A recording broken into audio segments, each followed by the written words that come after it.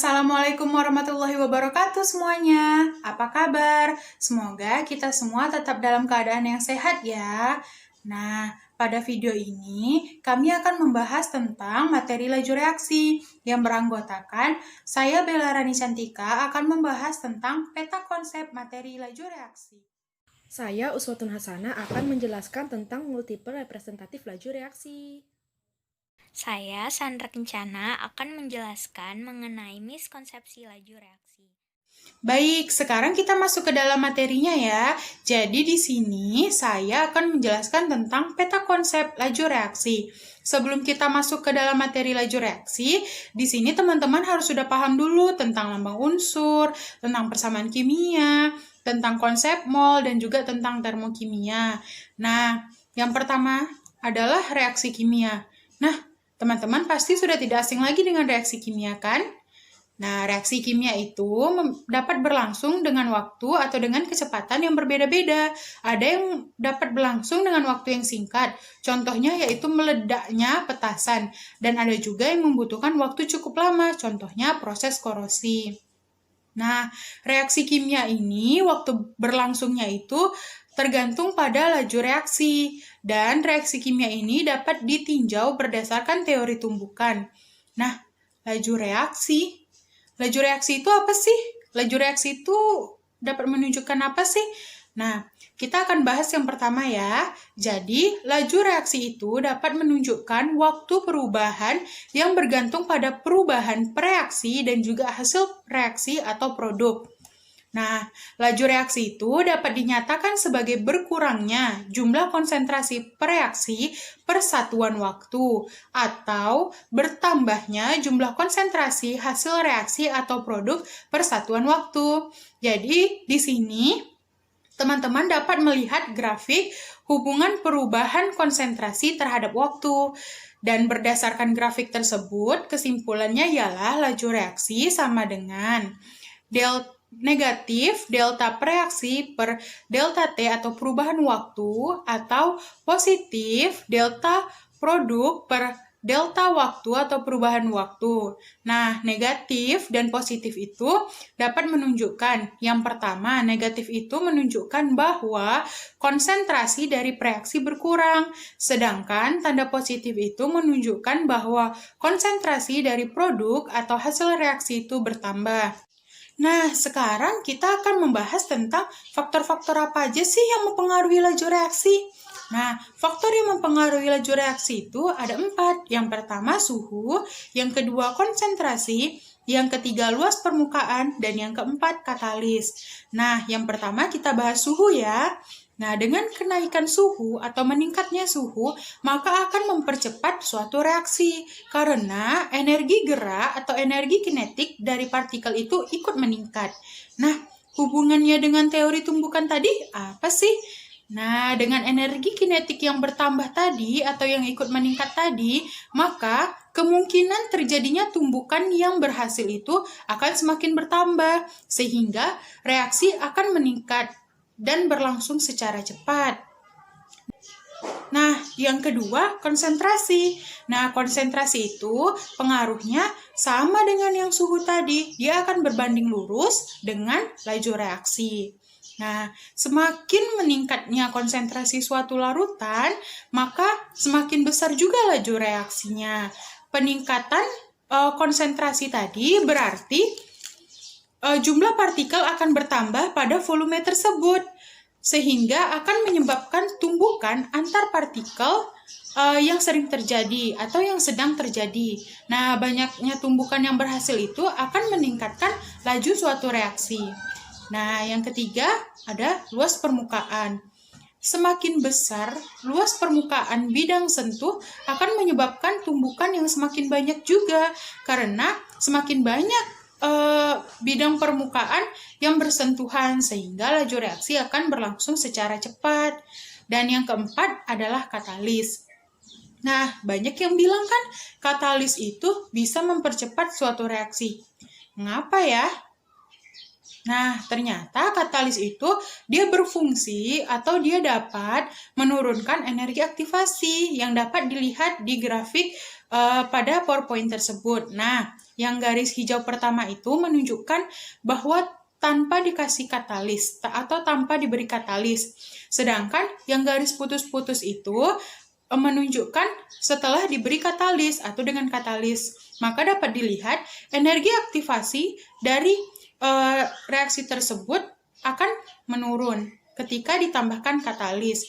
Nah, pada katalis ini, apabila energi aktivasi sudah diturunkan, maka tumbukan yang berhasil akan lebih banyak, sehingga reaksi yang terjadi dapat berlangsung lebih cepat. Tetapi, katalis ini dia tidak akan mempengaruhi perbedaan energi antara produk dan reaksi. Nah, katalis ini ada dua, ada katalis homogen dan ada katalis heterogen. Katalis homogen. Nah, katalis homogen itu adalah katalis yang berada dalam fasa yang sama dengan molekul reaksinya. Nah, katalis homogen ini biasanya dalam bentuk cairan ataupun gas. Nah, yang kedua itu adalah katalis heterogen. Nah, katalis heterogen itu adalah katalis yang berada dalam fasa yang berbeda dengan molekul reaksinya. Dan katalis heterogen ini biasanya dalam bentuk padatan. Sekarang kita akan membahas persamaan laju reaksi. Nah, laju reaksi itu dinyatakan dalam bentuk apa sih? Jadi, laju reaksi itu dinyatakan dalam bentuk persamaan laju reaksi. Hubungan kuantitatif antara perubahan konsentrasi dengan laju reaksi dinyatakan dengan persamaan laju reaksi atau hukum laju reaksi, di mana persamaannya dapat dituliskan dengan V sama dengan K A pangkat M B pangkat N, di mana V itu adalah laju reaksi, K adalah konstanta atau tetapan laju reaksi, A adalah konsentrasi zat A yang dinyatakan dalam mol per liter, dan juga M adalah order reaksi terhadap zat A, B adalah konsentrasi zat B dalam mol per liter, dan N adalah order reaksi terhadap zat B. Nah, orde itu ada 3, ada orde 0, orde 1, dan juga orde 2. Nah, di sini dapat dilihat grafik dari orde 0, orde 1, dan orde 2. Nah, yang pertama adalah orde 0. Pada reaksi orde 0, laju reaksi itu tidak bergantung pada konsentrasi reaksi. Jadi dapat dilihat di sini grafik dari orde 0. Nah, yang kedua itu adalah reaksi orde 1. Nah, pada reaksi orde 1, laju reaksi itu berbanding lurus dengan konsentrasi reaksi. Jadi, jika konsentrasi dinaikkan 2 kali, maka laju reaksinya pun akan 2 kali lebih cepat daripada semulanya. Dan begitu terus seterusnya. Nah, ini adalah grafik dari reaksi orde 1. Selanjutnya yaitu reaksi orde 2. Pada reaksi orde 2, kenaikan laju reaksi akan sebanding dengan kenaikan konsentrasi reaksi pangkat 2. Nah, apabila konsentrasi dinaikkan 2 kali, maka reaksinya akan naik menjadi 4 kali lipat daripada semula. Nah, begitu seterusnya. Kenapa 4? Karena kan dia dinaikkan 2 kali nih. Nah, kalau pada orde 2 ini kan dia akan meningkat kenaikannya itu pangkat 2. Jadi 2 pangkat 2 adalah 4. Nah, di sini bisa dilihat grafik dari reaksi orde 2. Itu adalah reaksi orde 0, orde 1, dan orde 2. Untuk contoh soalnya akan dijelaskan oleh Sandra Kencana. Maka ditonton ya videonya sampai akhir. Nah, sekarang kita akan membahas tentang laju reaksi yang digunakan dalam bidang industri. Nah, yang pertama itu biasanya digunakan pada proses kontak atau pembuatan asam sulfat. Nah, proses pembuatan asam sulfat ini melalui beberapa tahap, diantaranya yang pertama yaitu sulfur akan ditambahkan dengan oksigen yang akan menghasilkan sulfur dioksida. Dan juga setelah didapatkan sulfur dioksida tadi, dua sulfur dioksida tadi akan ditambahkan dengan oksigen yang akan menghasilkan 2 sulfur trioksida. Nah, sulfur trioksida yang didapatkan tadi akan ditambahkan dengan air atau H2O yang akan menghasilkan H2SO4 atau asam sulfat yang ingin kita buat. Nah, pada reaksi tahap 2 tadi, di mana 2SO2 ditambah O2 yang menghasilkan 2SO3, nah reaksi tersebut berlangsung sangat lambat sehingga kita membutuhkan katalis untuk mempercepat terjadinya reaksi tersebut. Nah, katalis yang digunakan pada reaksi tersebut adalah vanadium oksida atau V2O5. Nah, sekarang kita masuk yang kedua. Nah, yang kedua itu adalah proses Haber-Bosch, di mana pembuatan amonia. Nah, amonia ini adalah salah satu senyawa yang sering digunakan pada industri atau pembuatan pupuk. Nah, senyawa ini dibuat melalui reaksi antara gas nitrogen dan juga gas hidrogen. Dengan reaksi N2 dalam fasa gas ditambahkan 3H2 dalam fasa gas yang akan menghasilkan 2NH3 dalam fasa gas. Baik, sekian pembahasan tentang peta konsep dari saya. Selanjutnya, pembahasan tentang multiple representatif akan dijelaskan oleh Uswatun Hasanah. Perkenalkan, nama saya Uswatun Hasanah. Saya akan melanjutkan presentasi dari Bella Rani Cantika. Di sini saya akan menjelaskan multiple representatif laju reaksi. Nah, di sini multiple representatif itu sendiri adalah suatu proses pembelajaran yang menghubungkan tiga level representatif kimia. Yang pertama ada makroskopik, yang kedua ada mikroskopik, yang ketiga itu ada simbolik. Nah, makroskopik itu bersifat nyata, di mana dapat diamati dengan panca indera. Nah, biasanya makroskopik ini ialah merupakan fenomena yang ada dalam kehidupan kita sehari-hari. Nah, yang kedua itu ada mikroskopik. Nah, mikroskopik ini ialah berupa ion atau atom yang tidak dapat dilihat oleh panca indera. Nah, kemudian yang ketiga ada simbolik. Nah, simbolik ini dia dapat berupa grafik, gambar, kemudian rumus-rumus kimia. Nah, contohnya itu misalnya air. Nah, air itu dia memiliki simbolik kimia itu H2O. Nah, kita akan masuk contoh pada makroskopiknya. Nah, contoh pada makroskopiknya itu yang pertama, contoh dari makroskopik itu ialah ketika kita mengendarai Honda, apabila kita ingin menempuh 100 km dengan waktu tempuh selama 2 jam, kemudian kita mengendarai Honda dengan kecepatan 50 km per jam. Nah, jadi kecepatan tersebut bisa kita artikan bahwa setiap kita mengendarai Honda selama 1 jam, maka jarak yang ditempuh bertambah sebanyak 50 km. Atau bila kita mengendarai selama 1 jam, maka jarak yang ditempuh harus berkurang sebanyak 50 km. Nah, dalam kimianya kita bisa lihat reaksi berikut, di mana di sini ada larutan HCl, kemudian ditambahkan dengan padatan CaCO3, dia akan menghasilkan larutan Ca2+ ditambah Cl- ditambah H2O ditambah CO2. Di sini dari mikroskopiknya itu bisa kita ketahui bentuk-bentuk ion-ion dari HCl, kemudian ion dari Ca2+, Cl-, kemudian ada H2O dan CO2. Nah, di sini dari yang simbolik itu kita bisa lihat CaCO3 ini merupakan simbolik dari batu pualam atau dalam kimia itu kalsium karbonat. Kemudian ada HCl itu merupakan simbolik dari asam klorida, kemudian ada Ca2+ merupakan kalsium, kemudian Cl- merupakan klorida, H2O merupakan air, dan CO2 itu merupakan karbon dioksida. Nah, dari reaksi di sini kita dapat mendefinisikan apa itu laju reaksi. Nah, kita bisa mengetahui dari jumlah reaksi. Di sini jumlah reaksinya ada larutan HCl dan larutan CaCO3. Kemudian di sini menghasilkan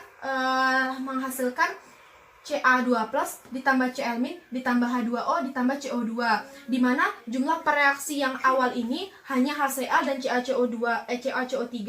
Nah, ketika dia bereaksi, dia membentuk Ca2+, Cl-, H2O, CO2. Di sini dia mengalami penambahan jumlah hasil reaksi, di mana dia di sini tuh cuma 2, kemudian dia bisa menghasilkan banyak hasil reaksinya. Jadi dia akan terbentuk seperti ion-ion seperti ini. Kemudian direaksikan dengan padatan CaCO3, dia akan menghasilkan Ca2+ ditambah Cl- ditambah H2O dan ditambah dengan CO2. Nah, di sini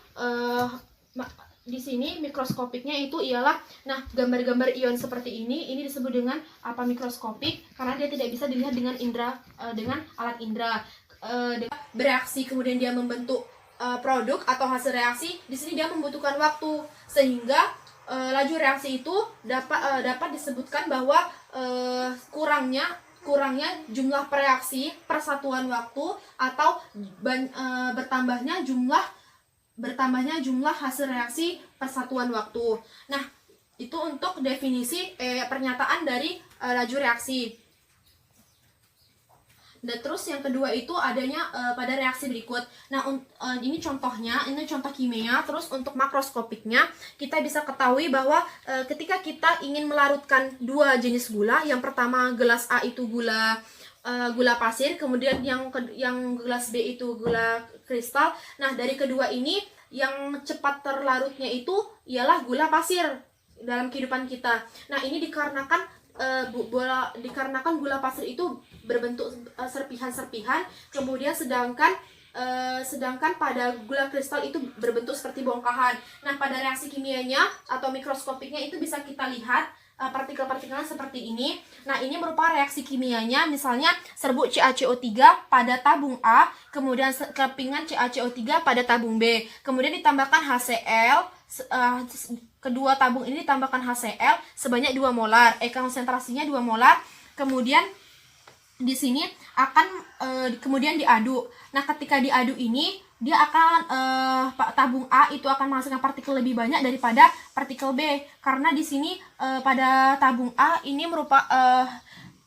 karena pada tabung A zat terlarutnya itu merupakan serbuk, bentuknya serbuk, sedangkan pada tabung B itu berupa bongkahan. Jadi ketika dia dilarutkan ke dalam HCl, dia akan terbentuk seperti ini, di mana pada tabung A ini dia di mana lebih banyak partikelnya, sehingga lebih sering terjadi tumbukan antar partikel,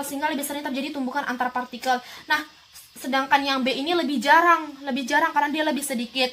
Nah, karena dia lebih sering terjadi tumbukan partikel, makanya tumbukan partikel ini terjadi karena semakin luas permukaan bidang sentuhnya, sehingga dia lebih sering terjadinya tumbukan efektif yang menyebabkan laju reaksi itu bisa semakin cepat. Kemudian ini bisa kita tarik kesimpulan bahwa luas permukaan sentuh itu semakin luas permukaan bidang sentuh, maka semakin cepat terjadinya laju reaksi. Kemudian untuk simboliknya itu HCl ini merupakan simbolik dari asam klorida, kemudian serbuk CaCO3 itu merupakan dari batu pualam atau karbon atau kalsium karbonat. Nah, itu berisi 4 penumpang, kemudian bus kedua itu berisi 10 penumpang. Nah, di dalam bus itu pasti akan terjadi dorong-dorongan apabila terlalu banyak penumpang. Nah, yang terlalu banyak penumpang itu pada bus yang kedua. Nah, jadi semakin banyak bus penumpangnya itu, maka semakin sering terjadi dorong-dorongan. Nah, bisa kita contohkan dengan ion-ion yang terbentuk pada gambar ini. Nah, ketika dia ini memiliki 4 penumpang, dia itu lebih jarang terjadi tumbukan. Nah, untuk yang bis kedua kan karena penumpangnya lebih banyak, makanya dia sering terjadi tumbukan. Nah, bus kedua ini dia lebih sering terjadi tumbukan. Nah, lebih sering terjadi tumbukan ini dia dipengaruhi oleh karena banyaknya konsentrasi atau banyaknya penumpang di dalam suatu bus. Nah, tetapi tumbukan itu tidak semuanya akan menghasilkan reaksi. Jadi hanya tumbukan yang efektif yang dapat menghasilkan reaksi. Nah, jadi ini dia bisa jadi ketika dia lebih sering terjadi tumbukan, maka lebih sering juga terbentuknya tumbukan efektif. Maka laju reaksi itu bisa semakin cepat. Jadi bisa ditarik kesimpulan tentang ini bahwa untuk yang simboliknya itu bisa kita ketahui dari V1 sama V2. V1 ini merupakan simbolik dari laju reaksi 1, kemudian V2 ini merupakan laju reaksi yang kedua. Kemudian bisa kita tarik kesimpulan bahwa laju reaksi pertama itu lebih kecil daripada laju reaksi kedua. Sekian presentasi dari saya, kurang lebihnya saya mohon maaf. Wassalamualaikum warahmatullahi wabarakatuh.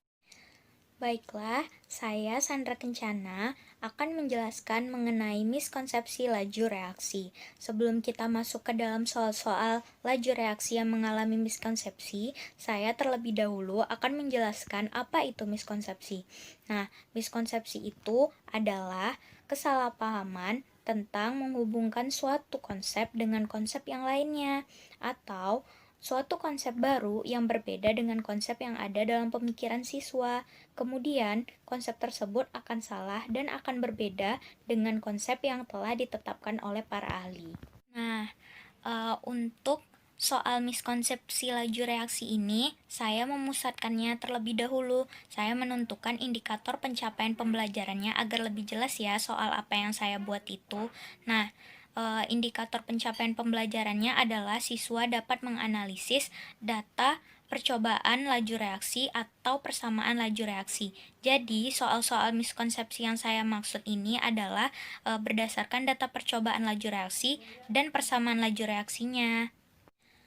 Soal-soal yang sering mengalami miskonsepsi akan saya contohkan dua soal ya. Nah, dua soal itu akan berdasarkan dari indikator soalnya. Nah, indikator soal yang pertama itu siswa dapat mengerjakan soal menentukan order reaksi dari suatu data percobaan laju reaksi. Inilah soalnya. Nah, soal yang pertama, berikut ini diberikan data percobaan laju reaksi. S ditambah 2M menghasilkan M2S pada beberapa kondisi. Nah, 1, 2, dan 3 itu merupakan data percobaan dari suatu laju reaksinya. Nah, maka konsentrasi S dan konsentrasi M order reaksi masing-masing dan totalnya adalah, jadi kita akan menentukan konsentrasi M dan S itu berapa order reaksinya, kemudian berapa order reaksi totalnya. Nah, diketahui kan data-data percobaannya sudah diketahui. Nah, yang ditanya adalah order reaksinya. Selanjutnya, saya akan menjelaskan jawaban yang saya bacakan soalnya tadi ya. Nah, ini pada slide ini yang kotak warna hitam adalah jawabannya yang benar, sedangkan kotak yang warna merah adalah miskonsepsi yang terjadi pada soal ini yang sering dialami siswa. Pertama, saya akan menjelaskan jawabannya dulu ya. Nah, order reaksi dari konsentrasi M yang sama kita bandingkan dengan konsentrasi si S. Nah, saya membandingkan data percobaan yang pertama dibandingkan dengan data percobaan kedua. Jadi, laju reaksi pertama per laju reaksi kedua sama dengan K konsentrasi S yang pertama pangkat M kecil dikalikan dengan konsentrasi M yang pertama pangkat N kecil dibagi dengan K konsentrasi S yang kedua pangkat M kecil dikali dengan konsentrasi M yang kedua pangkat N kecil. Nah, pangkat M dan N kecil ini menyatakan order reaksi ya. Nah, kan sudah dijelaskan di soal tadi ada data-data percobaan. Jadi kita masukkan saja nilainya dan ternyata sudah saya jelaskan juga kita gunakan ini adalah konsentrasi M yang sama. Jadi bisa dicoret ya. Jadi yang tersisa adalah 0,0125 dibagi dengan 0,05 sama dengan 0,1 molar dibagi dengan 0,2 molar. Kita jumlahkan untuk mendapatkan order reaksi CM. Ternyata order reaksi CM itu nilainya adalah 2. Berarti, order reaksi M kecil ini kan menyatakan dari konsentrasi CS. Berarti konsentrasi CS ini order reaksinya 2 ya. Selanjutnya order reaksi konsentrasi S yang sama dibandingkan dengan konsentrasi CM. Nah, saya gunakan data percobaan pertama dibandingkan dengan data percobaan ketiga. Ternyata diperoleh konsentrasi CM, yaitu si order reaksi N kecil ya, saya simbolkan. Ternyata nilainya 3. Kemudian kita masukkan nilai order reaksi itu ke dalam persamaan reaksinya. V sama dengan K konsentrasi S, order reaksinya 2, dikali dengan konsentrasi M yang order reaksinya 3. Nah, kita jumlahkan ya selanjutnya nilai order reaksi totalnya dengan cara menjumlahkannya, yaitu order reaksi S ditambahkan dengan order reaksi CM, yaitu 2 ditambah 3 sama dengan 5. Kemudian, miskonsepsi yang sering dialami siswa pada soal ini yang pertama adalah terbaliknya dalam membandingkan order reaksi. Nah, jadi siswa itu beranggapan apabila menggunakan laju reaksi pada data percobaan yang kedua bisa menggunakan konsentrasi dari data percobaan yang pertama. Itu tidak bisa ya. Kalau misalnya seperti itu harus sama. jadi seharusnya harus sama. Misalnya V1 sama dengan K S1 pangkat M, M1 pangkat N dibagi dengan V2 sama dengan K S2 pangkat M, M2 pangkat N. Seharusnya seperti itu ya. Jadi apabila kita membandingkan laju reaksi yang percobaan pertama dengan kedua, maka konsentrasinya harus dibandingkan juga yang pertama dengan kedua, jangan pertama dengan ketiga ya, itu salah. Kemudian yang sering terjadi miskonsepsinya adalah siswa salah memasukkan nilai order reaksi. Jadi mereka sudah mendapatkan nilai order reaksinya, tapi misalnya order reaksi yang S mereka mendapatkan 2, tapi mereka memasukkannya 3, mereka malah memasukkan order reaksi dari si M. Itu tidak boleh, jadi tidak boleh sembarangan ya. Apabila itu memang didapatkan dari konsentrasi S, berarti memang harus untuk si S nilai order reaksinya. Kemudian miskonsepsi yang sering terjadi pada siswa adalah siswa berpikir bahwa total itu artinya selisih. Di soal kan sudah ditanyakan juga tuh berapa nilai order reaksi totalnya. Jadi, kemungkinan besar siswa juga akan berpikir bahwa total itu adalah selisih. Seharusnya total itu adalah penjumlahan. Miskonsepsinya adalah selisih itu mereka akan mengurangi konsentrasi S dengan si M. Jadi, mereka akan menjawab 1. Seharusnya order reaksi totalnya adalah 5. Nah, indikator soal yang kedua adalah siswa dapat mengerjakan soal kenaikan laju reaksi berdasarkan persamaan laju reaksi. Jadi soal yang kedua ini fokusnya pada kenaikan laju reaksi berdasarkan persamaan laju reaksi ya. Inilah soalnya. Laju reaksi atau yang disebutkan dengan V antara konsentrasi S dan konsentrasi M mengikuti persamaan laju reaksi berikut. V sama dengan K, konsentrasi S order reaksinya 2, dan konsentrasi M order reaksinya 1. Dengan K itu adalah konstanta dari laju reaksi. Untuk membuat laju reaksi 6 kali semula konsentrasi S pada suatu percobaan dijadikan setengah kali dari nilai laju reaksinya, maka konsentrasi M seharusnya adalah, nah jawabannya adalah A ya, 2/3. Bagaimana caranya? Nah, inilah pembahasannya pada kotak hitam ya pembahasannya. Kalau kotak merah itu adalah miskonsepsi. Kita lihat kotak hitam.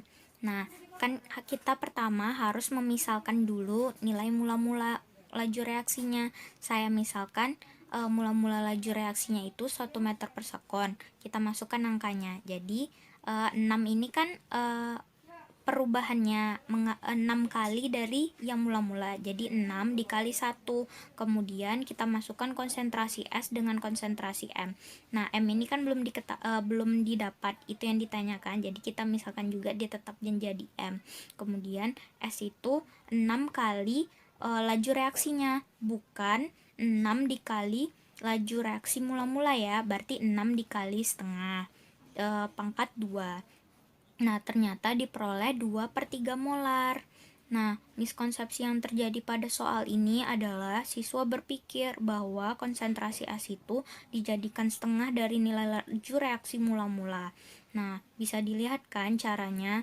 Jadi, mereka akan berpikir konsentrasi S itu akan dikalikan dengan laju reaksi mula-mulanya. Seharusnya pada laju reaksi yang telah mengalami perubahan, yaitu 6 dikali setengah, bukan 1 dikali setengah ya. Kemudian miskonsepsi yang sering terjadi adalah siswa terbalik dalam membalikan rumus menentukan M-nya itu. Nah, kita lihat yang berwarna merah itu. Jadi, M sama dengan 9/6. Kan seharusnya M sama dengan 6/9, bukan 9/6. Nah, itu sering terjadi pada siswa karena kurang ketelitian dan miskonsepsi dalam membalik-balikan rumus. Nah, sekian ya dari penjelasan saya dan dari kelompok kami. Semoga apa yang saya dan teman-teman presentasikan dan sajikan bermanfaat untuk kita semua. Wabillahi taufiq wal hidayah. Wassalamualaikum warahmatullahi wabarakatuh.